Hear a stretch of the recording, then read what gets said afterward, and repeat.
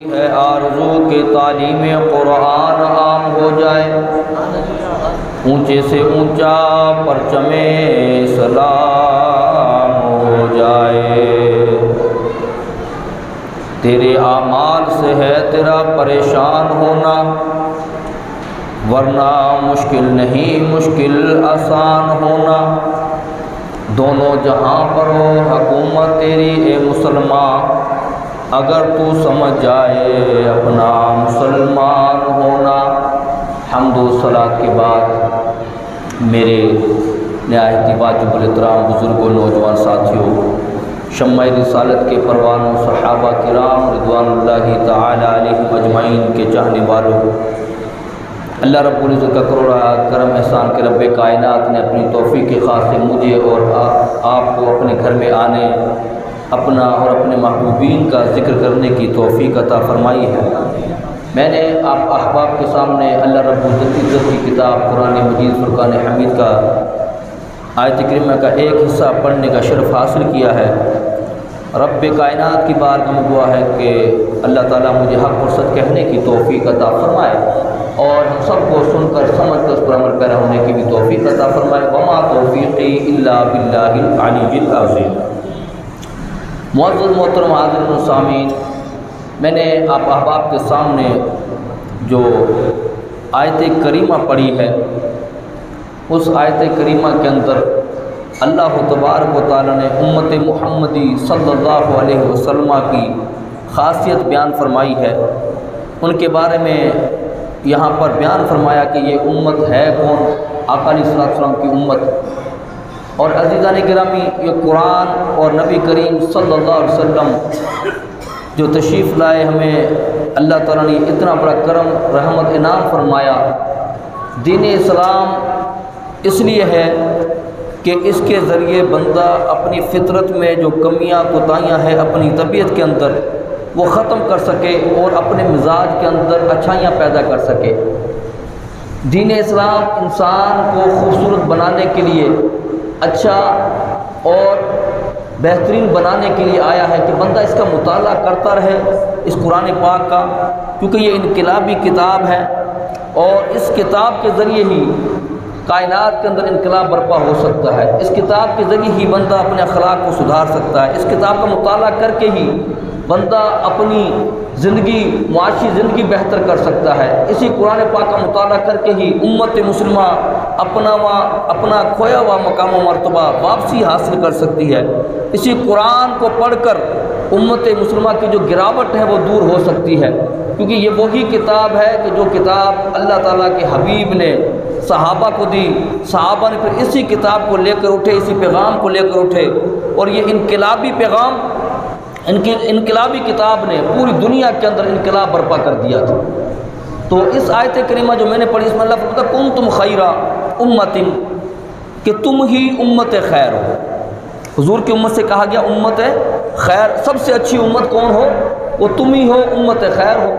اچھا، امت خیر جو کہا گیا، میں نے اس سے پہلے بھی اس پہ وضاحت کی تھی کہ امت خیر اس وجہ سے نہیں کہا گیا کہ ہمارے اعمال دیکھ کر، ہمارے کرتوت دیکھ کر ہمیں کہا گیا ہو کہ تم امت خیر ہو، نہیں۔ ہمارے اعمال کرتوت تو ایسے ہیں کہ اگر کرتوتوں کو دیکھ کر گفتگو کی جائے تو یہ ہے کہ پہلی امتوں کے اندر کوئی ایک گناہ ہوتا تھا، اس امت کے اندر وہ اجتماعی طور پر گناہ ہے۔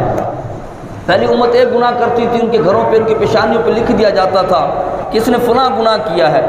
کوئی ناپ تول میں کمی کرتا، کوئی جھوٹ بول دیتا، کوئی شریعت کی خلاف ورزی کرتا، اللہ کے احکامات کا انکار کرتا، تو فوراً اس کے اوپر اس کو سزا مل جایا کرتی تھی۔ مگر اس امت کے اندر ناپ تول میں کمی آپ کو اس امت میں ملے گی، فراڈ کر کے 2 نمبر چیز 1 نمبر بنا کر دینا، پیش کرنا اس امت میں ملے گا۔ یہاں کے تاجر بددیانت آپ کو اس امت میں ملیں گے۔ یہاں کے قاضی رشوت لے کر غلط فیصلے کرتے ہوئے یہاں پر ملیں گے۔ یعنی وہ ایسا کون سا گناہ ہے، وہ چاہے گلی میں کوئی بندہ بیٹھا ہوا ہو، چاہے وہ پھر بنگلے میں بیٹھا ہو، چاہے جھونپڑی میں بیٹھنے والا ہو، ہر بندہ جس کو جتنا موقع ملتا ہے، اللہ ماشاءاللہ، مگر ہر ڈپارٹ، ہر ادارہ آپ کے سامنے ہے کہ کرپشن کا گڑھ بنا ہوا ہے، ساری دنیا جانتی ہے، چاہے وابڈا کا ادارہ ہے، چاہے وہ کورٹوں کے معاملات ہیں۔ تو اب یہ پورا معاشرہ روزانہ تماشا ہم دیکھتے ہیں، مگر اس کے باوجود بھی اللہ کہہ رہا کنتم خیر امت، کہ تم ہی امت خیر ہو۔ امت خیر کہنے کی وجہ کیا بتائی گئی؟ امت خیر ہونے کی وجہ یہ بتائی گئی ہے کہ ہماری نسبت آقا علیہ الصلوۃ والسلام کے ساتھ ہو گئی ہے، یعنی نسبت کی وجہ سے، عظیم کی نسبت کی وجہ سے بندہ عظیم ہو جاتا ہے، کمتر کی نسبت کے ساتھ بندہ کمتر ہو جاتا ہے۔ تو ہمیں جو امت خیر کہا گیا نا، وہ اس لیے کہا گیا کہ ہم نبی کریم صلی اللہ علیہ وسلم کا کلمہ پڑھنے والے ہیں، آقا علیہ الصلوۃ والسلام کی شریعت کو ماننے والے ہیں، اس لیے ہمیں کیا کہا جاتا ہے کہ ہم امت خیر ہیں۔ اللہ کہہ رہا ہے کہ تم امت خیر ہو، اس وجہ سے نہیں کہ اعمال کی وجہ سے، اس وجہ سے کہ تم میرے مصطفیٰ صلی اللہ علیہ وسلم کے امتی بن گئے ہو، غلام بن گئے ہو، اس لیے تم امت خیر ہو۔ امت خیر ہو، اچھی امت ہو، تمہیں کرنا کیا ہے؟ اب امت خیر تو بتا دیا کہ ہم امت خیر ہیں۔ تأمرون بالمعروف وتنہون عن المنکر، تمہارا کام یہ ہے کہ تم لوگوں کو نیکی کی دعوت دو، تم لوگوں کو نیکی کی دعوت دو۔ تو پتہ چلا نیکی کی دعوت دینا، نماز کی دعوت دینا، دین کی دعوت دینا، اسلام کی دعوت دینا، کار خیر بھلائی کے کاموں کے لیے دعوت دینا، یہ ہماری کیا ہے؟ ذمہ داری ہے۔ یہ امت مسلمہ کی، امت محمدی کی ذمہ داری ہے کہ وہ کیا کرے؟ نیکی کی دعوت دے۔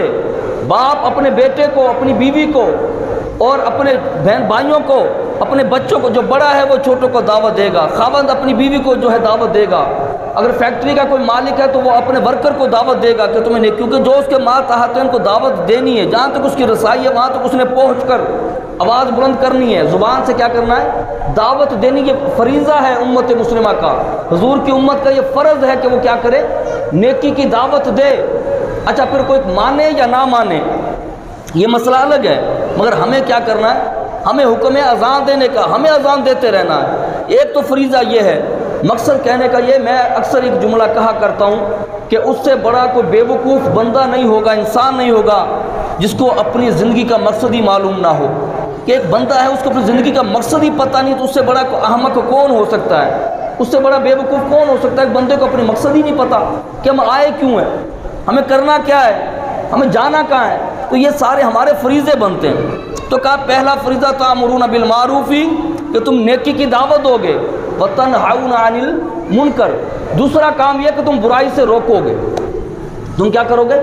ایک تو نیکی کی دعوت دو گے، دوسرا برائی سے روکو گے۔ تو پتہ یہ چلا کہ کوئی نماز نہیں پڑھتا تو نماز کا اس کو دعوت دینا یہ نیکی ہے، اور اگر کوئی غلط کام کر رہا ہے اس کو روکنا یہ بھی کیا ہے؟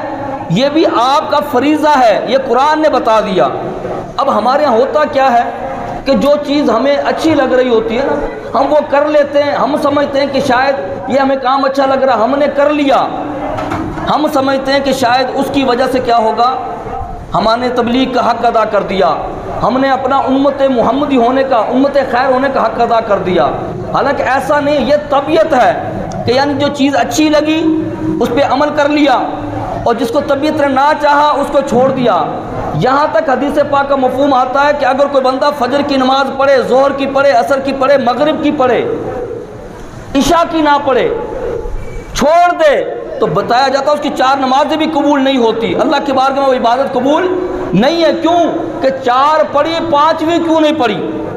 5 نماز پڑھنا فرض تھا نا، اگر اللہ کے حکم کو مان کے پڑھی ہوتی تو 5 پڑھتا، اور پتہ چلا 4 اس لیے پڑھی کہ اس کے من نے چاہا، اور 1 اس لیے چھوڑ دی اس کے من نے نہیں چاہا۔ تو کہتے ہیں جو پڑھی ہوئی ہیں وہ بھی اللہ کی بارگاہ میں قبول نہیں ہوتی، کیونکہ وہ شریعت پہ نہیں چل رہا۔ شریعت پہ چل رہا ہوتا تو پھر 1 چھوڑتا نہ، 1 پڑھ کے دوسری نہ چھوڑتا، یعنی شریعت کا مقصد ہے پورا اس میں داخل ہو جانا، اسلام میں داخل ہونا، پورا اس پر عمل کرنا۔ اپنی مرضی سے کوئی نیکی کا کام کر لیا، دل نے نہیں چاہا تو چھوڑ دیا، تو یہ پھر وہ بندہ شریعت پہ نہیں چل رہا، یہ بندہ پھر کس پہ چل رہا ہے؟ اپنی طبیعت پہ چل رہا ہے۔ اگر بندہ اپنی طبیعت پہ چلے تو اس کے کوئی عبادت قبول نہیں ہوتی، کیونکہ وہ پھر رب کے کہنے پہ نہیں چل رہا، وہ تو اپنے من چاہے پہ چل رہا ہے۔ آپ کو جیسے میں مثال دیتا ہوں کہ ہمیں کتے کا گوشت پسند نہیں، ہم نہیں کھاتے۔ کیوں نہیں کھاتے؟ کہ بھائی یہ حرام ہے، یہی کہتے ہیں نا۔ اچھا کتے کا گوشت تو حرام ہے، تو کیا رشوت دینا، رشوت لینا، مال میں کمی پیشی کرنا، کیا یہ حرام نہیں ہے؟ تو اگر کتے کا گوشت کھانا حرام ہے تو اسی طرح جھوٹ بول کر مال بیچنا بھی حرام ہے، ناپ تول میں کمی کرنا بھی حرام ہے، رشوت دینا اور لینا بھی حرام ہے۔ وہاں اور شراب پینا بھی حرام ہے۔ اگر تو ہم نے رب کے کہے پہ چھوڑا ہوتا تو پھر ہم اس کو بھی چھوڑ رہے ہوتے، تو پتہ چلا ہم رب کے چاہے پہ نہیں چل رہے، ہم جو ہے مردار گوشت مرا ہوا جانور اس لیے نہیں کھاتے کہ ہماری طبیعت نہیں چاہتی، اگر طبیعت چاہ رہی ہوتی تو ہم مردہ بھی کھا جاتے۔ تو یقین کیجئے کہ مسلمان آج جو یہ بات کہہ رہا ہے نا کہ میں اللہ کو مانتا ہوں، مگر اللہ کی کوئی ماننے کے لیے تیار نہیں ہوتا۔ ہم کہتے ہیں حضور کے غلام ہیں، حضور کے امتی ہیں، حضور کے امتی ہیں تو پھر حضور کی بات کو ماننا بھی ضروری ہے۔ کلمہ پڑھنے کے بعد پھر کلمے کا تقاضا ہے، پھر اگر مگر سے کام نہیں چلتا، پھر یہ نہیں ہوتا کہ یہ کر لوں گا یہ چھوڑ دوں گا، نہیں، اگر آپ نے کلمہ پڑھ لیا تو پھر کلمے کا حق ہے، کلمے والے کا حق ہے کہ اس کی بات پر عمل کیا جائے۔ تو ہم چل رہے ہیں اپنی طبیعت پہ، اور جو بندہ اپنی طبیعت پہ چلتا ہے وہ اللہ کی بارگاہ میں مقبول نہیں ہے۔ اللہ کو وہی قبول ہے جو اللہ کی اور اس کے حبیب کی شریعت پہ چلتا ہے۔ تَأْمُرُونَ بِالْمَعْرُوفِ، تو بات کر رہا تھا کہ امت کا فریضہ کہ نیکی کی دعوت دے اور برائی سے روکے۔ برائی سے روکنا بھی یہ بندے کا، مسلمان کا فریضہ بنتا ہے۔ اب ہر بندے کی اپنی اپنی ذمہ داری ہے۔ اگر باپ ہے اپنی بیٹی کو، اپنی بیوی کو، اپنی بچی کو، اپنے بیٹے کو وہ آرڈر دے کر بھی، مار کر بھی، ڈانٹ کر بھی اس کو روک سکتا ہے کیونکہ اللہ نے اس کو اختیار دیا ہے۔ اور اگر آپ کے پاس اتنی طاقت نہیں ہے کہ آپ ہاتھ سے اس برائی کو، غلط چیز کو روک دیں، تو پھر ہمیں کیا کرنا چاہیے؟ دوسرا درجہ یہ ہے کہ بندہ زبان سے منع کرے کہ یہ جو تم کام کر رہے ہو یہ کام غلط ہو رہا ہے، یہ رب رسول کی شریعت کے خلاف کام کر رہے ہو، آپ اس سے رب رسول کو ناراض کر رہے ہو، اس کو کام سے روک کے کھڑا ہو جائے اس کے لیے، جیسے ہم اپنی ذات کے لیے کھڑے ہو جاتے ہیں، اپنے مطالبات کے لیے کھڑے ہو جاتے ہیں، اپنے حقوق کے لیے کھڑے ہو جاتے ہیں۔ تو سب سے بڑا حق یہ ہے، کلمہ پڑھنے کے بعد بندے کی اپنی مرضی نہیں رہتی کہ اپنی مرضی کرے، کلمہ پڑھنے کے بعد پھر کلمے والے کی مرضی ہے۔ کلمہ پڑھنے کے بعد مومن کی مثال ایسی ہوتی ہے اس اونٹ کی طرح کہ جس اونٹ کی ناک میں نکیل ہوتی ہے، اس کا مالک اس کو جدھر چاہے لے جاتا ہے۔ اس کے اونٹ کی مثال کیوں دی گئی؟ کیونکہ اونٹ کے اندر اطاعت بہت ہوتی ہے۔ اونٹ کو اگر چھوٹا سا کوئی بچہ بھی پکڑ لے نا تو یہ اس کے پیچھے بھی چلنا شروع کر دیتا ہے۔ اگر بالکل کوئی چھوٹا سا کوئی جانور بھی اس کو لے کے جا رہا ہو تو یہ اس کی اطاعت کرتا ہے۔ کیا کلمہ پڑھنے کے بعد تیری اپنی مرضی نہیں چلے گی، جہاں تجھے شریعت لے کے جائے گی تجھے وہیں جانا ہے، اور جہاں شریعت تجھے روک دے تجھے اس کی اطاعت کرتے اس سے رکنا ہے۔ تو نیکی کی دعوت دینا ہے اور برائی سے روکنا ہے۔ اور ادنا درجہ یہ ہے کہ اگر تم نہ ہاتھ سے روک سکتے ہو اور نہ زبان سے روک سکتے ہو تو ادنا درجہ کیا ہے کہ دل کے اندر اس کو کیا جانو؟ برا جانو۔ آج یقین کریں کہ اگر شادیوں میں ہم کہیں جانا ہوتا ہے، شادیاں دیکھیں تو آپ کو لگتا نہیں کہ مسلمانوں کی شادیاں ہیں، اور ٹوٹل شادیوں کی رسم و رواج، اس کا طریقہ، اس کا ڈھول ڈھمکے، سارا وہ کام غیر شرعی اور نہ کہ اللہ تعالیٰ کی خلاف ورزی، اللہ تعالیٰ کے دین کے ہم باغی بن چکے، شریعت کے باغی بن چکے۔ وہاں پر کبھی کسی نے آج تک کھڑے ہو کر یہ کہا کہ یار تمہاری شادی کے اندر تم رب رسول کو ناراض کر رہے ہو، وہاں گانے بجیں گے، وہاں ڈھول ڈھمکے بجیں گے اور وہاں پر ڈانس ہوگا، کوئی مومن کھڑا ہو جائے اور خاندان کا بندہ کھڑا ہو جائے اور کہے کہ بھائی اگر تمہیں شادی میں مجھے بلانا ہے، بھائی اپنی بہن سے کہہ دے کہ اگر تم نے اپنی بچی کی اور بچے کی شادی میں مجھے بلانا ہے میں اس وقت آؤں گا جب تو یہ غیر شرعی کام نہیں کرے گی، ورنہ میرا تیرے ساتھ کوئی تعلق نہیں ہے کیونکہ تو رب رسول کی باغی ہو گئی۔ تو بتائیے کیا بہن سوچنے پر مجبور نہیں ہوگی؟ بولو یار، آپ کھڑے ہو جاؤ کہ میں شادی میں، خاندان کے لوگ دو چار کھڑے ہو جائیں کہ ہم آپ کی شادی میں نہیں آئیں گے کیونکہ آپ رب رسول کے باغی بن چکے، آپ کو رب رسول کرتے ہوئے، رب رسول کو ناراض کرتے ہوئے اور شرم محسوس نہیں ہوتی، آپ کو اس کا ڈر نہیں لگتا، تو مجھے بھی آپ کی ناراضگی سے کوئی ڈر نہیں لگتا۔ اگر تم رب رسول کو راضی کرنے والے کام کرو تو ہم بھی تمہارے ساتھ ہیں، میں تیرے ساتھ کھڑا بھی ہوں گا، تعاون بھی کروں گا، کوپریٹ بھی کروں گا۔ اور اگر تو رب رسول کے خلاف کام کرے گا، بہن بھائی کے خلاف کھڑے ہو جائے، باپ بیٹے کے خلاف کھڑا ہو جائے، اسلام کے لیے، شریعت کے لیے، اور اسلام کا تقاضا بھی یہی ہوتا ہے، مگر آج تک کبھی ہم میں سے کبھی کسی میں غیرت ایمانی اتنی پیدا ہی نہیں ہوئی، ہم نے کبھی اس پہ غور ہی نہیں کیا کیونکہ ہماری نظر کے اس کی کوئی اہمیت ہی نہیں کہ بھائی نہیں دوست ناراض نہ ہو جائے، یار ناراض نہ ہو جائے، بہن بھائی ناراض نہ ہو جائے، رب رسول ناراض ہوتا ہے تو ہوتا پھر۔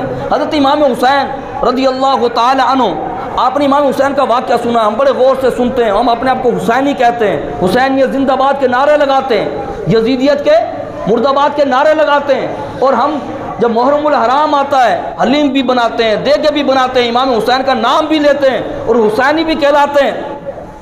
یہ الگ بات ہے کہ ہمیں امام حسین کے فلسفے کا پتہ ہی نہیں، امام حسین کا نام لے کر جشن تو مناتے ہیں امام حسین کا نام لے کر ان کا تہوار تو مناتے ہیں، مگر امام حسین کا مشن کیا تھا؟ امام حسین نے مدینہ کو چھوڑا کیوں تھا؟ امام حسین نے احرام کھولا کیوں تھا؟ خانہ کعبہ کو چھوڑا کیوں تھا؟ آپ نے وہ جگہ جہاں مسجد نبوی، میں نے آپ سے کہا نسبت کی وجہ سے اللہ عظیم بنا دیتا ہے۔ نبی کریم صلی اللہ علیہ وسلم کی حدیث پاک کا مفہوم ہے، جو خانہ کعبہ وہ بھی مسجد ہے، وہ اللہ کا گھر ہے، اگر کوئی خانہ کعبہ میں ایک نماز پڑھے اللہ تعالیٰ اس کو 1,00,000 نمازوں کا ثواب عطا فرماتا ہے۔ اور جو مسجد نبوی میں نماز ایک پڑھے، نماز ہے ایک، گھر میں نماز پڑھو ایک نماز کا ثواب ہے، مسجد میں آ کے جماعت کے ساتھ نماز پڑھو کتنی نمازوں کا ثواب ملتا ہے؟ 27۔ کتنی نمازوں کا؟ بولو یار سارے، 27 نمازوں کا ثواب۔ اور مسجد نبوی میں ایک نماز پڑھو تو اللہ تعالیٰ ایک نماز پڑھنے پر 50,000 نمازوں کا ثواب عطا فرما دیتے ہیں۔ تو یہ بتا رہا ہوں کہ امام حسین نے جو کربلا سے وہاں سے چلے، مدینہ کو چھوڑا، مکہ کو چھوڑا، ایک مقام ہے مقام بیضا کے نام سے، جگہ کا نام ہے مقام بیضا، وہاں جب پہنچے لوگوں نے آپ کو روکا کہ مولا حسین نواسہ رسول آپ آگے نہ جائیں۔ انہوں نے بچپن سے سن رکھا تھا، کیا سن رکھا تھا؟ کہ امام حسین کو شہید کر دیا جائے گا، کاٹ دیا جائے گا۔ نانا نبی نے بچپن میں پیشن گوئیاں کی تھی، بتایا تھا، اور نبی کریم صلی اللہ علیہ وسلم نے اس کا پہلے بتا دیا تھا کہ میرے حسین کو شہید کر دیا جائے گا۔ یہ واقعات آپ سنتے رہتے ہیں، اب میں وقت کے کوئی گنجائش نہیں، میں تفصیل میں نہیں جاتا۔ امام حسین جب چلے تو وہاں روکا گیا، امام حسین کو روکا گیا آپ آگے نہ جائیں۔ کیوں؟ ظاہر سی بات، ہمیں پتہ چل جائے وہاں دشمن بیٹھا ہے، ہمیں مارے گا، ہماری جان لے لے گا، تو ہم رستہ بدل لیتے ہیں۔ مگر امام حسین رضی اللہ تعالیٰ عنہ کو بھی پتہ تھا، مگر کیا بات تھی کہ آپ نے مدینہ چھوڑ دیا، آپ نے مکہ چھوڑ دیا، اپنا گھر بار چھوڑ دیا اور نکلے مقام بیضا پر۔ جب لوگوں نے روکا تو آپ نے خطبہ دیا، یہی پیغام حسین ہے، یہی پیغام اسلام ہے۔ امام حسین رضی اللہ تعالیٰ عنہ نے فرمایا، آپ نے فرمایا میں نے نانا نبی سے سنا ہے۔ میں نے کس سے سنا ہے؟ نانا نبی سے سنا ہے، اگر کوئی بندہ ظالم جابر بندہ حکمران بن جائے اور شریعت کو پامال کر رہا ہو، حلال کو حرام اور حرام کو حلال کر رہا ہو، جب شریعت کے خلاف کام کر رہا ہو اور وہ کسی مسند پر بیٹھ جائے، کسی منصب پر بیٹھ جائے، وہ تخت پر بیٹھ جائے اور بندے کو معلوم بھی ہو کہ یہ بندہ ظالم ہے، جابر ہے اور شریعت کا غدار ہے، دین کا غدار ہے، اسلام سے بے وفائی کر چکا ہے، اسلام کے ساتھ وفاداری کرنے والا نہیں۔ مولا حسین نے فرمایا کہ میرے نانا نبی نے فرمایا، جس کو پتہ بھی چل جائے کہ یہ بندہ ظالم ہے، جابر ہے، اسلام کا دشمن ہے، حرام کو حلال کرنے والا، حلال کو حرام کرنے والا، سنتوں کو ختم کرنے والا ہے اور بدعت پیدا کرنے والا ہے۔ امام حسین نے فرمایا، میرے نانا نے فرمایا، اگر کوئی ظالم اس طرح مسلط ہو جائے اور مسلمان اس کو گریبان سے پکڑ کر یا زبان سے اس کے خلاف جہاد نہ کریں، اس کے خلاف بات نہ کریں، تو امام حسین نے فرمایا، نانا نبی نے فرمایا، جہنم کے اندر جہاں ظالم بادشاہ ہوگا جو اس کے خلاف بولے گا نہیں، خاموش رہے گا، دونوں کا ٹھکانہ ایک ہی ہوگا۔ کیا کہا؟ دونوں کا ٹھکانہ ایک ہی ہوگا اگر کوئی ظالم جابر بادشاہ بن جائے۔ فرمایا میں نے سنا کہ حلال کو حرام کرتا ہے اور حلال کو حرام اور حرام کو حلال کر رہا ہے۔ امام حسین نے کہا کہ میں اس کے خلاف نکلوں گا، میں اس کے خلاف نکلوں گا اور اس بدبخت کو بتاؤں گا کہ تو دین کے اندر کیا کر رہا ہے، دین کو مسخ کر رہا ہے، دین کو مٹا رہا ہے۔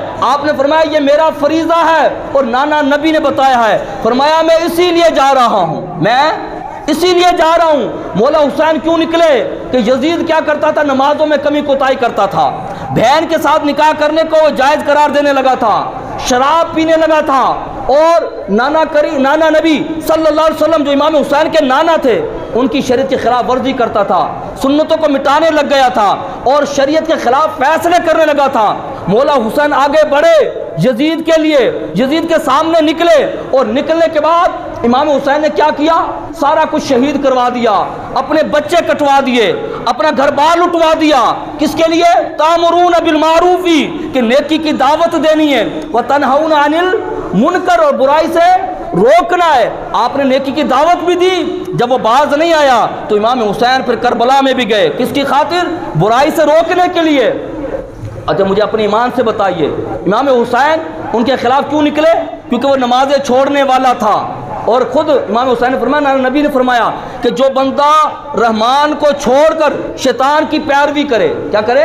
رحمان کو چھوڑ کر شیطان کی پیروی کرے، اس کے خلاف جہاد کے لیے نکلا ہوں، اس کے خلاف اس کو ہٹانے کے لیے نکلا ہوں۔ تو کہتے بتائیے کہ یزید جو تھا وہ رحمان کو چھوڑ کر کس کی پیروی کر رہا تھا؟ کس کی اطاعت کر رہا تھا؟ شیطان کی۔ تو بتائیے کہ نماز پڑھنا یہ کس کی پیروی کرنا ہے؟ اللہ کی پیروی کرنا، اور نماز کو چھوڑنا شیطان کی پیروی کرنا ہے۔ اب ہم مسجد میں جو آپ بیٹھے ہوئے ہیں، ہم جمعے کی نماز کے اندر، اس محلے کے اندر، ہمارے گھروں کے اندر، اپنے ایمان سے بتائیے اگر آج امام حسین ہوتے تو کیا ہمارے خلاف جہاد نہ کرتے؟ کیا ہمارے خلاف کھڑے نہ ہوتے؟ کیوں کہ آج ہم نے جو نمازیں چھوڑی، ہم نے رحمان کی مانی یا شیطان کی مانی ہے؟ بتائیے کہ آج زیادہ جو ہے وہ گانا سننے والے ہیں یا قرآن سننے والے ہیں؟ ہمارے معاشرے میں بتائیے، ہمارے محلے میں بتائیے، ہمارے نوجوانوں کے بارے میں بتائیے۔ ہمیں آپ سے کہتا ہوں، آپ اپنے آپ کو دیکھیے، میں دیکھوں اب اس معاشرے کے اندر کہ آج زیادہ قرآن کو سننے والے ہیں یا گانوں کو سننے والے ہیں؟ آج میں آپ سے پوچھتا، بتائیے کہ ہماری شادیوں کے اندر نبی کریم صلی اللہ علیہ وسلم کی شریعت کے مطابق نکاح ہو رہا ہوتا ہے، اس وقت رب رسول کی مانی جا رہی ہوتی ہے یا شیطان کی بات کو مانا جا رہا ہوتا ہے؟ ہمارے گھروں میں اندر بیٹھ کر مائیں بہنیں بیٹیاں ٹی وی پر ڈرامے دیکھتے ہوئے، نوجوان موبائل چلاتے ہوئے جو نمازیں چھوڑ رہے ہیں اور شریعت کی خلاف ورزی کر رہے ہیں، بتائیے وہ رحمان کی مان رہے ہوتے ہیں یا شیطان کی مان رہے ہوتے ہیں؟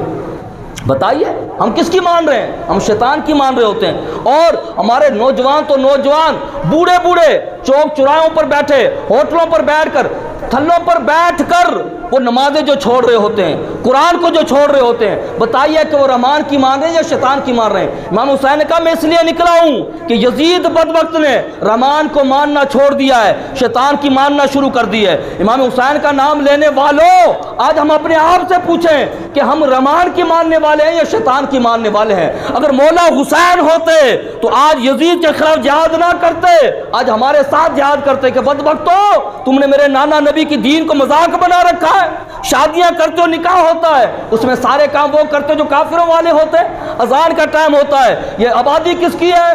مسجدوں کی ہے۔ بازار کس کے ہیں؟ مسلمانوں کے ہیں، آبادیوں سے بھرے ہوئے ہیں۔ بازار آباد ہے، مارکیٹیں آباد ہیں، گھر آباد ہیں، اللہ کا گھر جو ہے، مسجدیں جو ہیں وہ غیر آباد ہیں، وہ ویران ہیں۔ کیوں؟ ہمارے گھر آباد، ہمارے شادی ہال آباد، ہمارے بازار ہوٹل آباد، اگر کوئی غیر آباد ہے تو وہ کیا ہے؟ وہ مسجدیں غیر آباد ہیں۔ اور امام حسین نے جب کربلا میں گئے تو ہزاروں تلواروں کے سائے کے اندر بھی امام حسین نے جب نماز کا ٹائم آیا، مولا حسین نے کیا کیا؟ اللہ کی بارگاہ میں سجدہ کیا اور اتنے تلواروں کے سائے کے نیچے بھی نماز پڑھ کے بتا دیا کہ مسلمانوں کتنا کٹھن وقت آ جائے، کتنی بڑی پریشانی آ جائے، گھر میں چاہے کتنے جنازے اٹھ جائیں، مگر جب اللہ کی طرف سے آواز آئے تو شیطان کی نہ ماننا، رحمان کی مانتے ہوئے اللہ کی بارگاہ میں آ جانا اور سجدہ کر دینا۔ اور امام حسین نے نیزے پر چڑھ کر قرآن پڑھ کے سنایا تھا۔ تو آج بتائیے ہمارے سامنے ہمارا پاکستان کا صدر جو رہا بدبخت، وہ کہنے لگا، ممنون حسین، وہ کہنے لگا کہ آپ سود کے لیے کوئی رستہ نکالیے، یعنی سود کو کہنے لگا جائز قرار دیا جائے، سود اللہ کے ساتھ اعلان جنگ ہے۔ تو یہ حکمران بتائیے یہ رحمان کی مان رہے ہیں یا شیطان کی مان رہے ہیں؟ اور بدبخت کچھ ہمارے حکمران جو وہ ہیں جو یہ کہتے ہیں کہ معاذ اللہ اگر ہماری حکومت آ گئی تو ہم قادیانیوں کو یہاں تبلیغ کرنے کی اجازت دیں گے، ان کو عبادت خانے بنا کر دیں گے۔ قادیانیوں کی تبلیغ کیا ہے؟ معاذ اللہ قادیانی وہ تھا بدبخت جس نے میرے نبی کے مقابلے میں نبوت کا اعلان کیا، یعنی وہ کہنا یہ چاہتا ہے کہ اگر کوئی جھوٹا نبی آئے تو نبی کے مقابلے میں جھوٹے نبی کا جو کیا کرے؟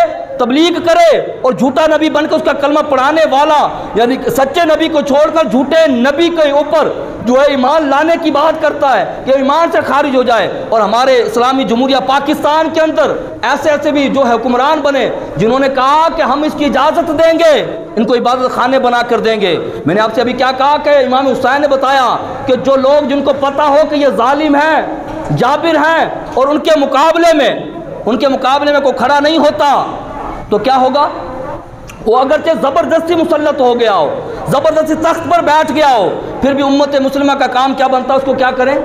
اس کو ہٹائیں، اس کے خلاف احتجاج کریں، اور احتجاج اگر جہاد نہیں کر سکتے تو کم از کم زبان سے ضرور یہ کہیں کہ بدبخت یہ جو تو کر رہا ہے غلط کر رہا ہے۔ مگر یہاں پر بات صرف یہ نہیں کہ کوئی مسلط ہو گیا، بلکہ ہم خود اس کا سسٹم کا حصہ بنے ہوئے ہیں، ہم نے خود ان کو مسلط کیا ہوا ہے، بلکہ ہم تو خود ان کو لے کر آنے والے ہیں۔ تو بتائیے پھر امام حسین نے کیا فرمایا تھا کہ نانا نبی نے فرمایا جس کو معلوم بھی ہو کہ یہ ظالم ہے، جس کو پتا ہو یہ ظالم ہے، اور پھر کوئی اس کے خلاف خاموش رہے، بات نہ کرے، اس کے خلاف کھڑا نہ ہو، امام حسین نے فرمایا جہنم میں جہاں ظالم کا ٹھکانہ ہوگا اسی جگہ پر کس کا ٹھکانہ ہوگا؟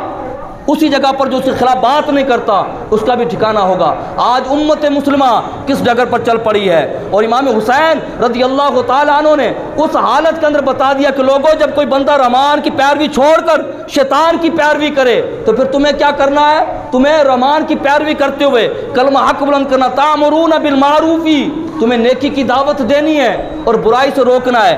آج کسی نے نیکی کی دعوت کو لے لیا، وہ یہ سمجھ بیٹھتا کہ نیکی کی دعوت دے دی اب برائی سے روکنا نہیں ہے۔ نہیں، اگر آپ کے سامنے کوئی غلط بات ہو رہی ہے اور اگر آپ خاموش رہتے ہیں اور کوئی بندہ یہ کہے کہ فلاں عالم ہے، فلاں پیر ہے، اتنا بڑا بزرگ ہے، وہ بات نہیں کرتا، آپ بات کیسے کرو؟ میرے نبی کریم صلی اللہ علیہ وسلم کا فرمان ہے، ہمیں دین اور ہمیں اسلام بیان کرنے کے لیے ہمیں نہ کسی پیر کو دیکھنا ہے نہ کسی مولوی کو دیکھنا ہے، ہمیں جب بھی دین بیان کرنا ہے، دین پر عمل کرنا ہے، اللہ تعالیٰ کے قرآن کو دیکھنا ہے، مصطفیٰ جان رحمت کے فرمان کو دیکھنا ہے۔ حضور نے فرمایا جس کو پتہ ہو کہ یہ غلط ہو رہا ہے اور غلط ہونے کے باوجود وہ خاموش رہے اور وہ بندہ اپنا حق ادا نہ کرے، یعنی کہ باپ اپنے بیٹے کو نہ بتائے اور امام اپنے نمازی کو نہ بتائے، پیر اپنے مریدوں کو نہ بتائے، میرے نبی نے فرمایا جس کے سامنے غلط ہو رہا وہ خاموش ہے اور کلمہ حق بلند نہیں کرتا۔ نبی کریم صلی اللہ علیہ وسلم نے فرمایا ایسا شخص گونگا شیطان ہے۔ ایسا شخص کیا ہے؟ گونگا شیطان ہے۔ اور بڑی سازشیں ہمارے مسلمانوں کے خلاف کی جا رہی ہیں۔ آپ نے کہا کہ ایک بدبخت نے ابھی اللہ تعالیٰ کی توہین کی ہے، اسلامی جمہوریہ پاکستان ہے، اللہ تعالیٰ کی توہین کی گئی، ایک دانشور اپنے آپ کو کہتا ہے، اپنے آپ کو تجزیہ نگار کہتا ہے، سندھی کا ہے، اس نے اللہ تعالیٰ کی معاذ اللہ سر عام ٹی وی پر بیٹھ کر توہین کی۔ کہاں پر؟ اس پاکستان کے اندر، مجھ سے کوئی پوچھنے والا نہیں۔ اور یہ ملک پاکستان جو بنا ہے کس کے نام پر تھا؟ اسلامی جمہوریہ پاکستان، اسلام کے نام پر بنا تھا، مگر یہاں کسی کے کانوں تک جوں تک نہیں رینگتی۔ یہاں حکمران جو ستو پی کے سو رہے ہیں اور سارے ایک سے بڑھ کر ایک امریکہ کو خوش کرنے کے لیے، کفر کو خوش کرنے کے لیے سارے کے سارے خاموش رہتے ہیں۔ اور یہاں پر اگر کوئی سزا بنتی ہے تو وہ صرف اس لیے کہ آپ نے مسجدیں کیوں کھولی، اگر یہاں پر کسی کو سزا دی جاتی ہے کہ آپ نے اسلام کی بات کیوں کی، یہاں پر اگر کسی کو سزا دی جاتی ہے کہ آپ نے ختم نبوت کی بات کیوں کی، مگر آپ یہاں اسلام کے خلاف کام کریں، آپ کو پروٹوکول بھی دیا جائے گا، آپ کو عزتیں بھی دی جائیں گی، آپ کو باہر کے ملک کے ویزے بھی ملیں گے۔ تو مسلمانوں اس سازش کو سمجھو، ان باتوں کو سمجھو، اور یہ مت سمجھنا کہ تم نیکی کی دعوت دے کر یا خاموشی کے ساتھ ہم بیٹھے رہیں گے تو ہم بچ جائیں گے۔ امام حسین نے بتا دیا تھا کہ لوگوں جب تمہیں پتہ چل جائے کہ یہ ظالم ہے تو اس کے خلاف کیا کرنا ہے؟ کھڑے ہونا ہے اور کھڑے ہو کر کلمہ حق بلند کرنا ہے۔ ہم میں سے کتنے لوگ ایسے امام حسین آج ہوتے تو یقین کریں ان کو کچھ نہیں کہتے، بلکہ وہ ہمیں کہتے، ہمارے ساتھ جہاد کرتے کہ بدبختو تم نے تو رحمان کو چھوڑ دیا ہے، تم نے تو شیطان کی پیروی شروع کر لی ہے، تم نے نمازیں چھوڑ دی، مسجدوں کو ویران کر دیا، تم نے شادیوں کی رسموں کے اندر رب رسول کو چھوڑ کر تم نے شیطان کو خوش کرنا شروع کر دیا۔ کتنے ہم میں سے لوگ ایسے ہیں جو دین پر چلنے کے لیے تیار ہیں، اور کتنے لوگ ایسے ہیں جنہوں نے دین کو پشت کر رکھی ہے۔ اور اللہ تعالیٰ نے قرآن میں فرمایا من اعرض عن ذکری فإن له معیشۃ ضنکا، اللہ فرماتا ہے جو بندہ میرے ذکر سے منہ پھیرتا ہے فإن له معیشۃ ضنکا، میں دنیا کے اندر اس کی زندگی تنگ کر دیتا ہوں، دنیا کے اندر اس کی زندگی تنگ کر دیتا ہوں۔ وَنَحْشُرُهُ يَوْمَ الْقِيَامَةِ أَعْمَىٰ، اور قیامت کے دن ایسے بندوں کو نابینا بنا کر کھڑا کروں گا۔ یہ رب کائنات کا قرآن کہہ رہا ہے، اللہ تعالیٰ کا فرمان بتا رہا ہے کہ جو بندہ اللہ کے ذکر سے منہ پھیرتا ہے، یعنی شریعت سے منہ پھیرتا ہے۔ آج ہمارے گھروں میں جو نحوستیں، آج جو گھروں میں پریشانیاں، آج کاروبار میں جو بے برکتی، آج ملک کے اندر جو مہنگائی کا طوفان، یہ جو اس طرح کے بدبخت جو حکمران یہ جو مسلط ہوئے ہیں، اس کی صرف ایک ہی وجہ ہے۔ وہ وجہ کیا ہے کہ ہم نے رب رسول کی شریعت کو پیٹھ دکھا دی ہے، ہم نے اس کو منہ دکھا دیا اور ہم نے اس کو پشت کر کے چل پڑے، ہمیں نہیں پرواہ۔ اگر بندہ چاہتا ہے کہ میری زندگی اچھی ہو جائے گھر کی، اور اگر بندہ چاہتا ہے میرے خاندانی زندگی اچھی ہو جائے، بندہ چاہتا ہے کہ میرا اکنامکس اچھی ہو جائے، میرا کاروبار اچھا ہو جائے، برکت ہو جائے، انسان چاہتا ہے میرا ملک اچھا ہو جائے، تو یقین کریں ہمیں نہ امریکہ کے کہنے سے، نہ امریکہ کی ایڈ سے ہم جو ہے خوشحال ہو سکتے ہیں، نہ یورپ کی امداد سے خوشحال ہو سکتے ہیں۔ ہم خوشحال تبھی ہو سکتے ہیں کہ جب رب رسول کے رستوں پر چلنا شروع کر دیں گے۔ تو اللہ تعالیٰ کی بارگاہ میں دعا کہ رب کائنات ہم تمام مسلمانوں کو حقائق سمجھ کر اور حقائق کے مطابق زندگی بسر کرنے کی توفیق عطا فرمائے۔ اللہ تعالیٰ تعالیٰ میں نیکی کی دعوت دینے اور برائیوں سے رکنے اور روکنے کی اللہ توفیق عطا فرمائے۔ اور ایسے ظالم جابر اگر حکمران بن جائیں ان کو اتارنے کا حکم ہے، تو یہاں بات یہ نہیں کہ وہ بن گئے مسلط ہو گئے، بلکہ ہم نے خود ان کو بنایا ہوا ہے۔ اور یہ ذہن میں رکھیے گا، جہاں ظالم کا جہنم میں ٹھکانہ ہوگا وہیں پر کیا ہوگا؟ جو اس کے ساتھ کھڑا ہوگا یا جو بندہ جس نے اس کے خلاف بات نہیں کی، خاموشی اختیار کی ہوگی، وہاں کھڑا ہونا ہوگا۔ یہ مختصر سی زندگی ہے، اس مختصر زندگی کے اندر ابھی ہمیں اللہ نے وقت دیا ہوا، توبہ کر لیں، استغفار کر لیں، اللہ کی طرف رجوع کر لیں، رجوع اللہ کر لیں۔ اللہ تعالیٰ کی بارگاہ سے امید ہے کہ اللہ تعالیٰ ہماری خطاؤں کو معاف فرما کر انشاءاللہ دنیا بھی ہماری بہتر فرما دے گا، آخر بھی بہتر فرما دے گا۔ وآخر دعوانا الحمدللہ رب العالمین۔